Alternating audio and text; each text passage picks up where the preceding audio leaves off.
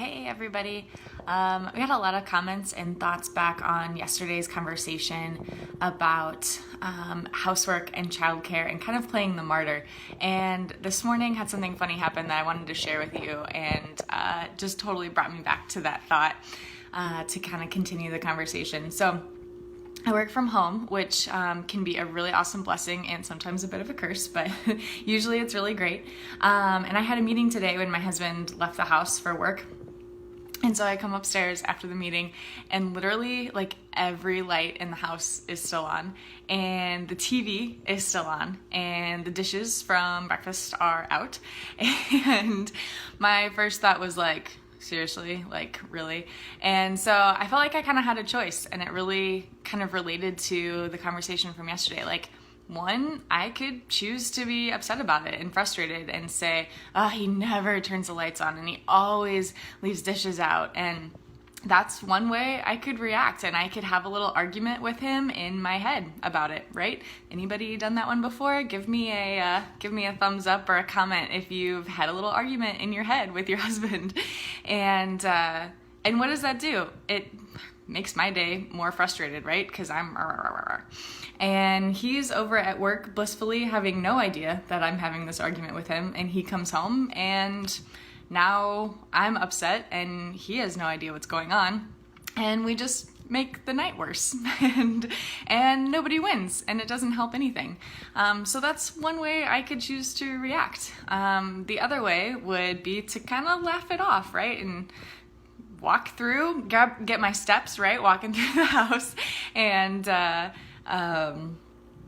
turning off all the lights and the TV and grabbing the dishes and throwing them in the dishwasher. That takes me an extra maybe 30 seconds to do all of that, and nobody's hurt. So I could just choose to let it go and not make a big deal about it at all.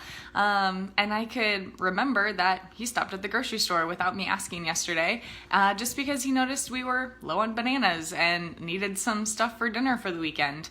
And that's pretty awesome. And that he has a work trip next week, and so today's probably stressful at work for him because he's got to get everything ready for it. And if I take a second and stop and remember those things, instead of the fact that the lights are left on, then I guess everything is now better, right? So now I'm appreciating him instead of frustrated, and everybody wins instead of everybody losing.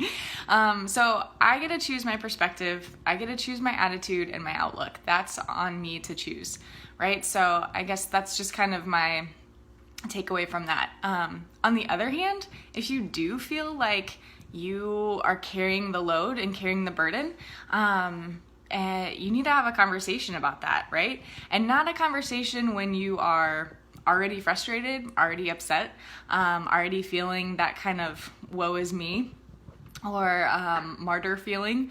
You need to wait till you're calmed down, and you need to have an honest conversation about who's doing the housework, or how to split it up differently, or how to reapproach bedtime or morning wake up or pickup or whatever it is, so that you feel like there's an equal share.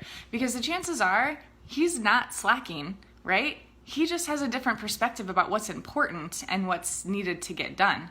I think that my perspective is different than his perspective on what's critical, what is needed, and who needs to do what. So if we have an honest conversation about that, and instead of blaming or being the victim in it, or being the one who's doing everything, because that's not true, right? We just have a different perspective and a different outlook on it. So having a good conversation about that and coming to a joint understanding of what's important, what needs to get done, and then who's going to be responsible for it. So anyway, that's my thought. I'd love to hear your comments and your thoughts on how you handle the division of housework, or what you do when you're frustrated and having that argument in your head, so that you can kind of stop it in its tracks. So talk to you guys later. I'd love to hear what you think. Bye.